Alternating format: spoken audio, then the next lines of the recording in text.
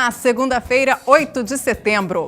Vírus originário de países africanos põe em alerta autoridades de saúde brasileiras. Adrenalina a serviço da cidadania. É o projeto Bicicross nas escolas, que trabalha valores entre os adolescentes.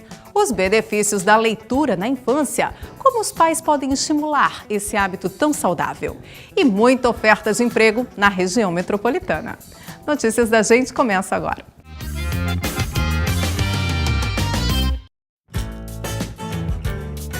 Orgulho da Gente. Alunos de escolas públicas e particulares do bairro José Walter têm a chance de participar do projeto Bicicross nas escolas. O principal objetivo da iniciativa é ocupar o tempo livre dos jovens à noite, além de colaborar para a formação de valores importantes.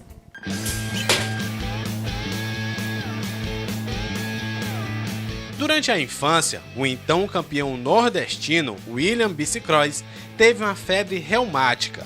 A enfermidade lhe impossibilitou de caminhar e brincar de bicicleta durante anos.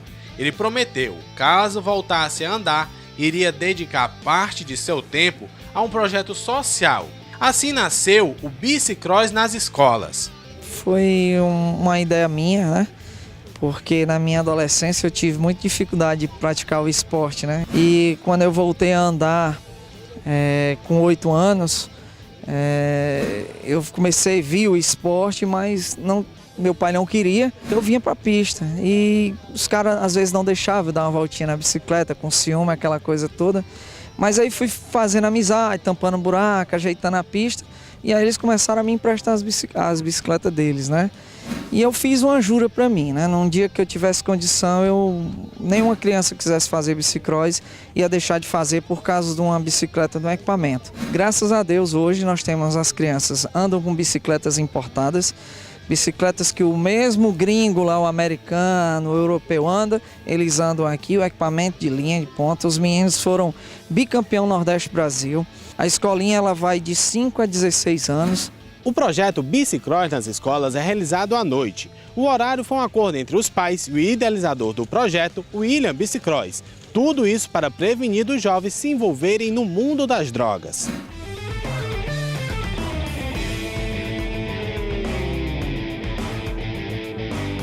Cada bimestre aqui a gente vai conferir as notas. Tá bem? Beleza. Qual é a recompensa que a gente dá para os alunos? Representar o estado em uma competição fora.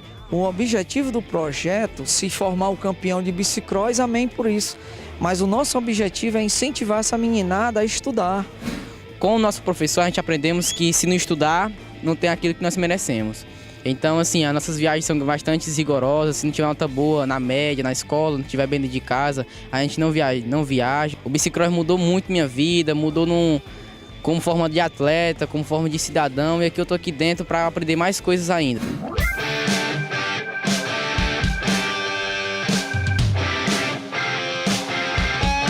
Eu pensei em parar e o William foi lá me ajudando. Não, mas para não, porque tu é um grande atleta, sei o que. Aí eu peguei e voltei. Dentre as histórias interessantes dos alunos do projeto Bicicross nas escolas, a mais inusitada foi do senhor Renato Pinheiro, que começou a praticar a modalidade aos 50 anos. É basicamente um sonho de criança, né? E eu realmente achei muito bonito o projeto, né? Um projeto sério que visa realmente fazer com que a criança, né? O adolescente, tenha um lugar de lazer sadio, né? E vendo os filhos ser campeões também, como os filhos dos demais aqui, os pais, todos cooperam um com o outro e se ajudam mutuamente. O projeto atende todas as idades, inclusive a filha do senhor Renato, a pequena Yasmin, de 9 anos, que ganhou no mês de agosto o campeonato de bicicross, na categoria inscrita. Foi o meu irmão, ele descobriu que teve a pista de bicicross, aí ele resolveu vir ver, falou com a tia Silviné, aí a gente veio treinar no outro dia. Fala um pouquinho como é que foi teu circuito aqui, foi difícil? Foi, que eu não conseguia me ainda equilibrar ali no gate.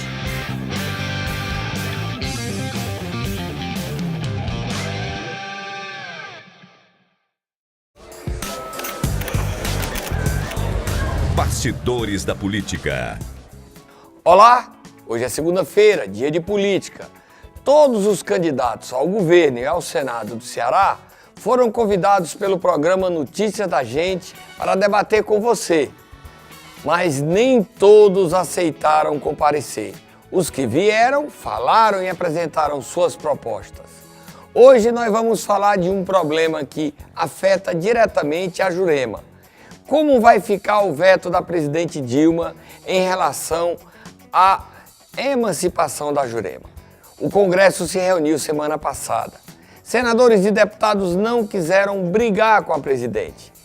Nos bastidores, antecipavam muita mágoa com o gesto dela não ter cumprido a palavra dela e sancionado a lei que liberava a emancipação de 200 novos municípios no país. Jurema era um desses novos municípios. Só depois das eleições, primeiro turno e segundo turno, é que senadores e deputados, os líderes, vão sentar e decidir o que fazer. Há uma vontade muito grande para derrubar o veto da presidente Dilma. Mas tudo dependerá do resultado das urnas. Se Dilma for reeleita, esqueça, ela não perde o veto dela. Jurema não será emancipada, nem os outros municípios. Se Dilma for derrotada, aí há chances do veto da presidente Dilma sofrer um revés no Congresso Nacional. Mas há um problema extra. Essa discussão só vai ocorrer em novembro. Esse ano não vai ter nenhuma votação mais no Congresso. Veto. O Senado e a Câmara não se reúnem mais. Então não há mais como fazer votação no dia da eleição para o plebiscito ocorrer. Os deputados e senadores vão deixar essa discussão para 2016. Então, se Jurema vier a cair o veto e acontecer uma emancipação, eleição somente em 2020. Outro assunto que movimenta a política brasileira e cearense são as eleições, as pesquisas que acontecem a toda semana. Teremos segundo turno para a corrida presidencial.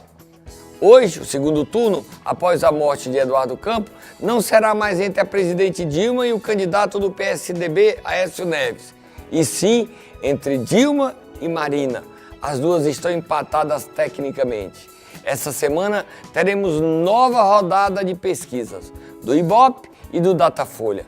Eleições movimentadas, tensas, o jogo bruto, a presidente Dilma batendo em Marina, Aécio batendo em Marina querendo seu lugar de volta. A novidade da semana é que as novas pesquisas do Ceará, as pesquisas trouxeram uma nova realidade eleitoral. O favoritismo de Eunício já não existe mais. E ele, que ganhava as eleições no primeiro turno, isso já não é mais possível. Eunício e Camilo Santana devem se enfrentar no segundo turno. Eunício ainda na frente, mas Camilo se aproximando. Somente no segundo turno, Eunício e Camilo. E em relação ao Senado, ainda existe um amplo favoritismo do candidato do PSDB, Tasso Gereissati. Mas Mauro cresce. Os outros candidatos, Giovana e Raquel Dias no Senado, Eliane e Ailton, esses ainda não ameaçam a chegar na vaga que hoje é de Camilo. Mas a campanha pega fogo nessa reta final. A presidente Dilma Rousseff visitou o Ceará na última quinta-feira. Na agenda, visitação a obras no município de Pacajus, na região metropolitana de Fortaleza, e na capital, a um conjunto habitacional do programa Minha Casa Minha Vida, que fica no bairro José Walter. Na ocasião, também foram gravados programas eleitorais. Na coletiva de imprensa, a candidata à reeleição falou sobre o programa habitacional Minha Casa Minha Vida, destacando que os presidenciáveis que fazem oposição ao PT são contra o subsídio. Me preocupa uma visão que está aparecendo cada vez mais, que é a seguinte: não pode haver subsídio. Então, quem é contra, como é o caso dos dois candidatos que são contra subsídios? O padrão de moradia que o governo federal tem oferecido e a meta de construção de novas habitações também foram apontadas. Quando chegou na minha vez, no Minha Casa Minha Vida 2, eu comecei falando que era 2 milhões. Aí vi que dava para fazer mais, aí fomos para 2.750.000. Agora nós estamos começando em 3 milhões. Eu não sei quanto que nós vamos acabar no fim, mas eu te asseguro que é mais de 3 milhões. Durante as visitas, a presidente estava acompanhada pelo governador Cid Gomes e por outros cabos eleitorais. Diante da divisão entre PT e PMDB no Ceará, Camilo Santana e Eunício Oliveira, ambos candidatos ao governo estadual e aliados ao governo federal, não acompanharam Dilma. Ela foi questionada sobre a base dividida e não respondeu. Em princípio, eu tenho 2 apoiadores, então eu tenho uma atitude bastante moderada.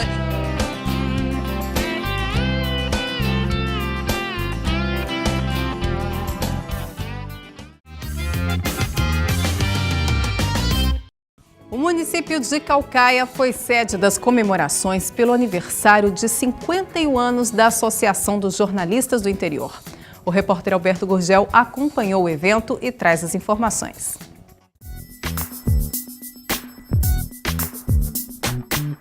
Jornalistas e radialistas do interior do Ceará se reuniram para comemorar o aniversário da ASEG. A princípio, o ano após sua fundação, que foi em 30 de junho de 1963, a entidade era voltada basicamente para atender o jornalista e o radialista que atuavam no interior. Posteriormente, com o passar do tempo e as necessidades foram surgindo, e nós passamos a flexibilizar o ingresso de outros segmentos da comunicação para que pudesse ter uma expansão maior. Segundo o conselheiro da ASEG, Paulo Roberto, é preciso reavaliar o papel dos jornalistas do interior.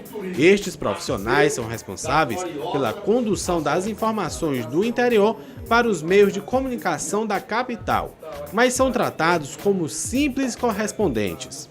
Que a função de correspondente, de jornalista, não seja apenas um hobby ou um serviço à comunidade, possa realmente exigir dedicação e profissionalismo.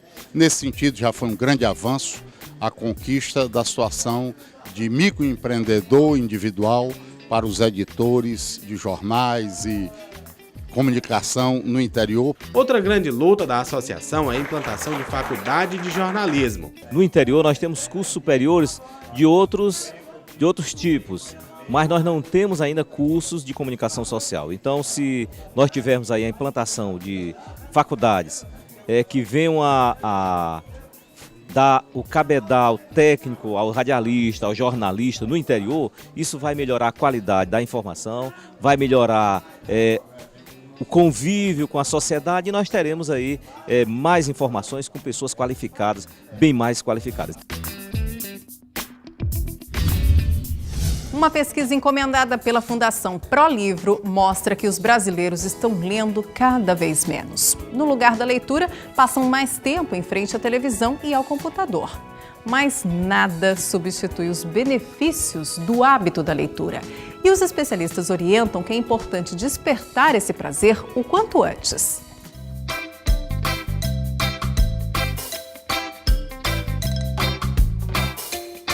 Cinco adoráveis amigos, na hora de dormir, sabe a escada quando acordei. Quem vê o interesse de Jaiane pelos livros até se espanta por sua pouca idade.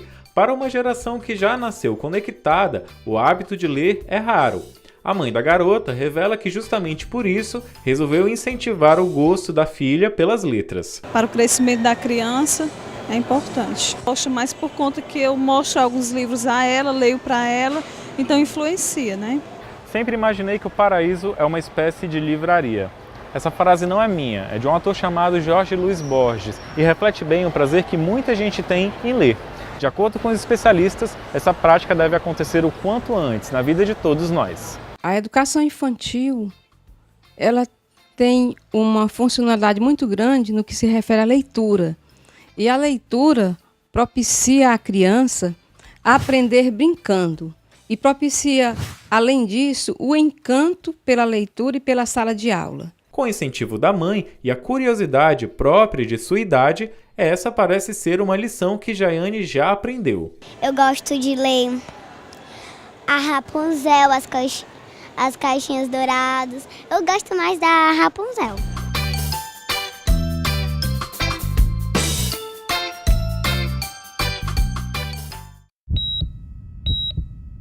Fala, doutor. Um vírus originário de países africanos põe em alerta autoridades de saúde brasileiras. Ele provoca a chamada febre chikungunya, uma infecção com sintomas muito parecidos com os da dengue. Por enquanto, não existe tratamento nem vacina para prevenir a doença.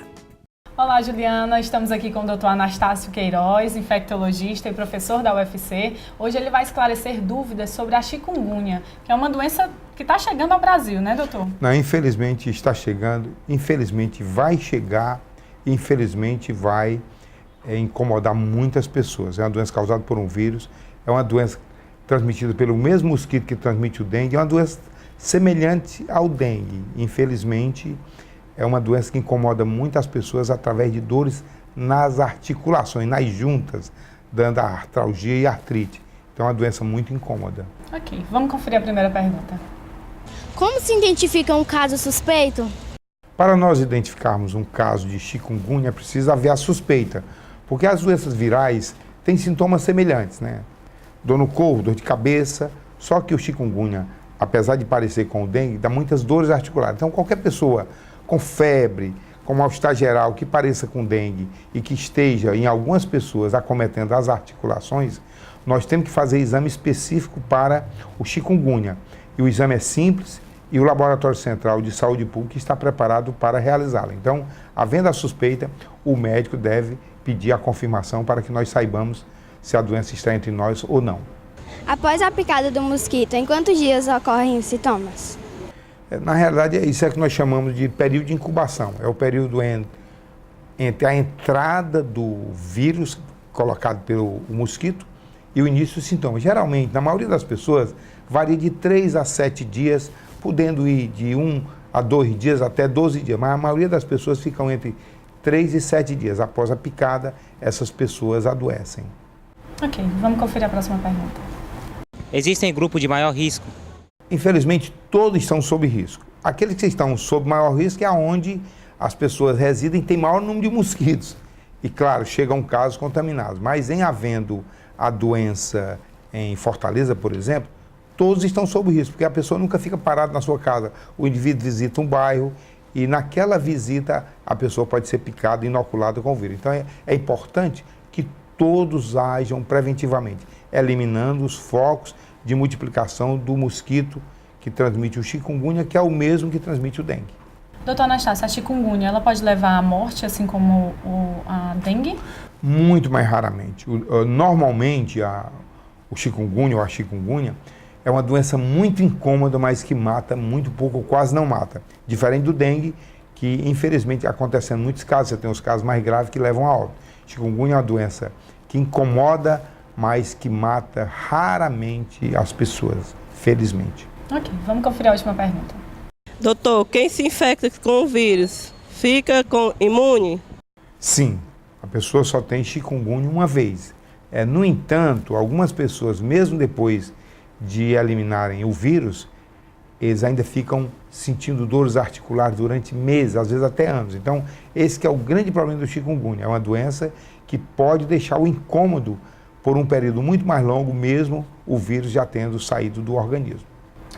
Doutor Anastácio, para a gente finalizar, eu queria que o senhor falasse um pouco quais são as medidas para evitar a chikungunya. Na realidade, as medidas são as mesmas que nós recomendamos para o controle do dengue. É as pessoas não manterem realmente água parada em vasilhames abertos, como caixa d'água, tinas, potes, todo objeto plástico que possa realmente acumular água tem que ser jogado no lixo ou colocar com a superfície que contém água para baixo. Então, só a limpeza e o cuidado de cada um é que vai nos proteger contra essa doença. Enquanto existir proliferação do mosquito, haverá dengue e, infelizmente, haverá no futuro chikungunya. Ok, doutor Anastácio, muito obrigada pela sua participação e até a próxima. Obrigado a você. Emprego Aqui. A semana começa com muita oferta de emprego na região metropolitana. A Casa do Trabalhador realiza a seleção para garçom, auxiliar de linha de produção e carregador de armazém. Para saber mais sobre essas e outras vagas, é só comparecer à Rua Coronel João Licínio, número 477, Centro de Caucaia. Fique por dentro. A dica de utilidade pública de hoje é o telefone da Ouvidoria Geral do município de Caucaia, 0800 280 2929. E para acionar o Corpo de Bombeiros é só discar 193. A gente se despede por aqui, mas amanhã tem mais informação e novidades para você. Lembrando que para rever as reportagens é só visitar a fanpage Notícias da Gente no Facebook. Um ótimo início de semana para você. Até mais!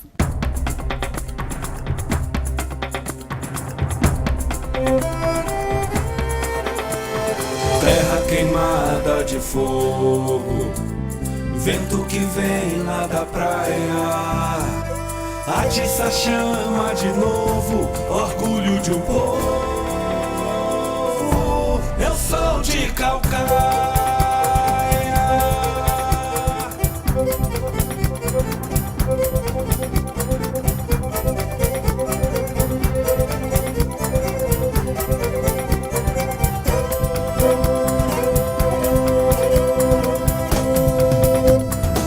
Eu sou do mar, sou da serra, sou fruto da terra, também sou sertão.